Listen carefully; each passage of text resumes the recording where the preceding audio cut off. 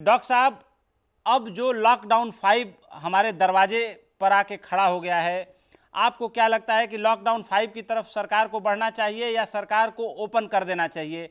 आप बहुत बेबाकी से इस पर अपनी बात रखते रहे हैं। नहीं,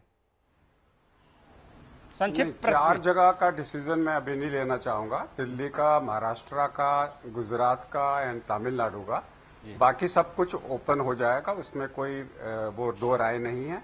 लेकिन दिल्ली के अंदर में अगर हमारा रेट पॉजिटिविटी का 10% से ज्यादा है, जैसा मुझे लग रहा है, जो आंकड़े कह रहे हैं वो ये कह रहे हैं कि दिल्ली के अंदर में और बॉम्बे, महाराष्ट्र के अंदर में, खासकर बॉम्बे में जो पॉजिटिविटी रेट है वो आम जनता में अगर 10% है, तो फिर लॉकडाउन की स्थिति अभी स्टेप्स वाइज होगा, एकदम से सारा नहीं खुलेगा। बसेस खुल जाएंगी, मेट्रो खुल जाएगा, उसमें कोई डिफिकल्टी नहीं है। लेकिन लोगों को जहां जहां पे केसेस आ रहे हैं वहां पे जोन वाइज रेड जोन अभी रहेगा, वो रिस्ट्रिक्शन अभी रहेंगी। मुझे सिर्फ चिंता दिल्ली और महाराष्ट्र की है, उतनी चिंता मुझे गुजरात की और तमिलनाडु की भी नहीं है। अगर पीक आता है तो महाराष्ट्र और दिल्ली के अंदर में कंपटीशन होगा कि पहले पीक कहाँ आता है, और अगर हमें उस पीक को रोकना है तो सिर्फ एक ही काम है, social distancing and social distancing. जितना डीकंजेस्ट करोगे, अगर एक फैमिली में 15 लोग हैं, आज उनमें कोई इन्फेक्शन नहीं है, अगर एक को भी हो गया तो 15 को होगा, आप उसको रोक नहीं सकते। आपके पास इतने बेड्स नहीं होंगे।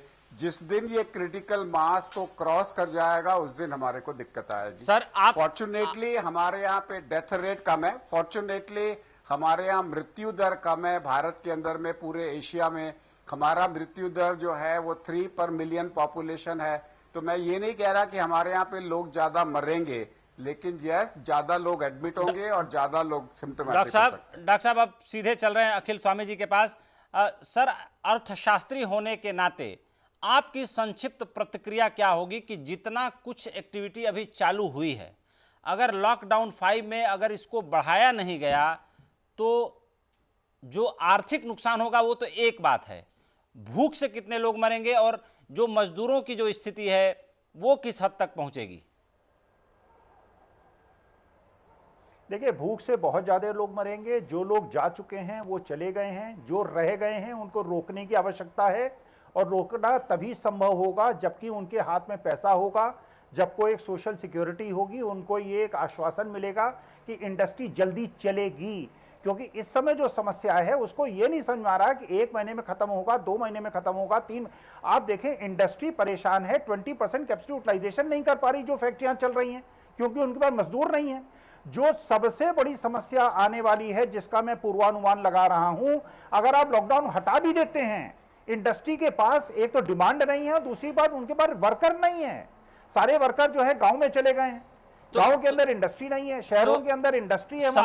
समय की सर कमी है। अब हम प्रोग्राम के एकदम अंतिम चरण में पहुंच चुके हैं, हमारे पास सिर्फ 1 मिनट शेष है। सलमा जी, 30 सेकंड में आप बताएं कि ऐसी स्थिति में मजदूर घर की तरफ निकल चुके हैं, जो बचे हुए हैं उनकी सोशल सिक्योरिटी उस तरीके से नहीं है, उनके अंदर जो खौफ है, जो भय है वो बना हुआ है। आपको नहीं लगता कि इंडस्ट्री को बहाल करने के लिए भले मजदूरों के साथ इतना गंदा मजाक हुआ है, उनका भरोसा टूटा है, लेकिन सब कुछ अभी भी मजदूरों पर निर्भर है, तो उन्हें काम पर अब धीरे धीरे वापस लौटना चाहिए? और मैं बिल्कुल जी बोलिए।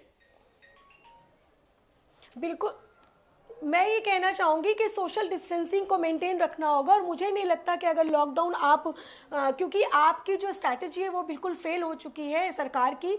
लोगों तक जब तक आप इस बात का इंश्योरेंस नहीं दे देते कि लोग भूखे नहीं मरेंगे, लोगों को आप सुरक्षित रखेंगे, तब तक आपका ये लॉकडाउन व्यर्थ है। क्योंकि जब लोग भूखे मरने लगेंगे तो आपका लॉकडाउन वही जाहिर सी बात है, लोगों को यह भरोसा देना बेहद जरूरी है कि उनकी सुरक्षा करने के लिए सरकार खड़ी है, और उन्हें अब आगे जो है सड़कों पर पैदल चलने के लिए, धूप में तपने के लिए नहीं छोड़ दिया जाएगा।